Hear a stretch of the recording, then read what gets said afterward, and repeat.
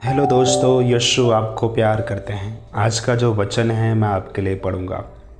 अगर आप दूसरा तीमुथियुस 4:3 पढ़ोगे तो वचन कहता है, क्योंकि ऐसा समय आएगा जब लोग खरा उपदेश ना सह सकेंगे, पर अपने कानों की खुजली के कारण अपनी अभिलाषाओं के अनुसार अपने लिए बहुत से उपदेशक बटोर लेंगे। प्रभु की स्तुति हो। यहाँ परमेश्वर का वचन कह रहा है कि ऐसा समय आएगा कि लोग खरा उपदेश ना सह सकेंगे। तो यहाँ एक सवाल आता है कि आखिर खरा उपदेश है क्या। अगर आप बाइबल पढ़ोगे तो प्रभु का वचन इस प्रकार से कहता है कि परमेश्वर का जो वचन है वो चांदी के समान है जो 7 बार मिट्टी पे ताई गई। वचन कहता है कि परमेश्वर खरे हैं और उनकी जो बातें हैं वो खरी होती हैं हमेशा। तो ऐसा कोई वचन जो परमेश्वर की ओर से बोला गया है, परमेश्वर का प्योर वर्ड ऑफ गॉड है, ऐसे उपदेश को लोग सह ना सकेंगे।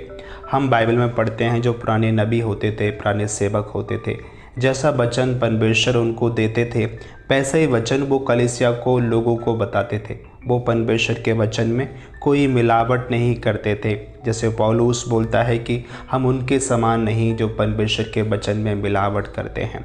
तो यहाँ वचन बोल रहा है कि ऐसा खरा उपदेश जो परमेश्वर की आत्मा की प्रेरणा से, परमेश्वर की ओर से बोला गया है, ऐसे उपदेश को लोग सह ना सकेंगे। ऐसा समय आएगा। और आगे वचन कह रहा है कि अपनी अभिलाषाओं के अनुसार बहुत से उपदेशकों को बटोर लेंगे।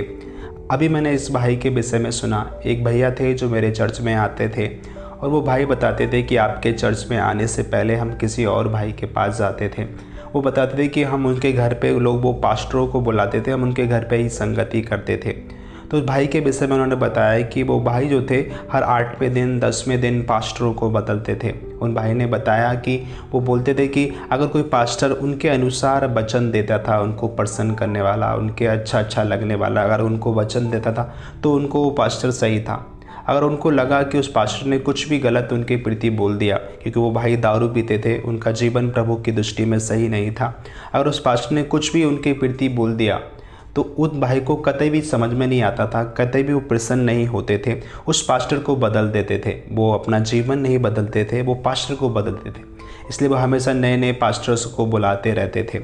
यहाँ बोला जा रहा है तो किसी ऐसे व्यक्ति की प्रति ही बोला जा रहा है जो व्यक्ति क्या करता है, खरे वचन पे मन नहीं लगा रहा है, लेकिन अपनी अभिलाषाओं के अनुसार बहुत से उपदेशकों का वचन सुन रहा है, बहुत सारे पास्टरों की बातें सुन रहा है।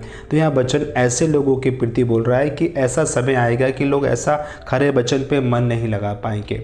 मेरे प्यारे बहन भाइयों, कहीं भी अगर आपके जीवन में ऐसा कुछ भी हो रहा है तो आप प्रभु के वचन पे मन लगाइए, क्योंकि प्रभु के वचन से ही आपको जीवन मिलता है, प्रभु के वचन से ही आपको आशीष मिलती है। यीशु ने बोला कि मैं किसी को दोषी नहीं ठहराऊँगा, जो वचन मैंने कहा है उन्हें दोषी और निर्दोष ठहराएगा। वचन बहुत पावरफुल है। बाइबल कहती है कि आकाश पृथ्वी टल जाएंगे लेकिन यीशु की बातें नहीं टलेंगे, उनके वचन नहीं टलेंगे। इसलिए आप दिन रात प्रभु के वचन को पढ़िए, वचन को मेडिटेट कीजिए। अगर कोई व्यक्ति वचन के आधारित कोई बात सिखा रहा है जो आपके जीवन के लिए अच्छी है, मसीह में जीने के लिए अच्छी है, उन बातों पे कान लगाइए। बहुत से सेवकों के पीछे, बहुत सी कलीसियाओं के पीछे आप मत भागिए। प्रभु यीशु आपको प्यार करते हैं। गॉड ब्लेस यू प्यारे बहन भाइयों।